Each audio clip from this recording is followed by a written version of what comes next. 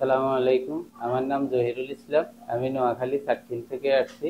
আমার ছেলে একটু অসুস্থ ছিল, বমি বমি ভাব আর এই যে দাঁত মুখ খিঁচাই করতে হয়। আমি এখনই মাইজি নোয়াখালী জীবন আলো হাসপাতালে আমার ছেলে ডাক্তার ইমাম হোসেনকে দেখানোর পরে এখন আলহামদুলিল্লাহ অনেকটা ভালো আছে, অনেকটা সুস্থ আছে।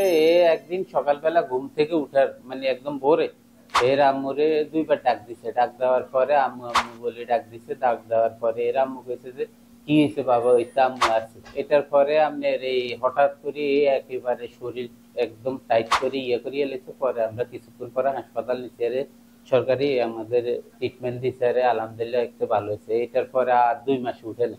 2 মাসের পরে আবার এটা হঠাৎ করে দিছে, আমরা আগলা আগলা করি, আগলা ধরেন এগুলার মনে হচ্ছে। তারপরে আমার ওই তালতো ভাই কইলো যে স্যারে দেখা নিলে, ইমাম হোসেন স্যারে দেখা নিলে, তো স্যারের কাছে আনছি। আনার পরে এখন আলহামদুলিল্লাহ অনেকটা ভালো আছে। মেইন সমস্যা ওইটা উঠলে মানে সেন্স থাকতো না, আবার কিছুক্ষণ পরে যখন এটা ঠিক হয়ে যেত তখন আবার এই মোটামুটি স্বাভাবিক আছে।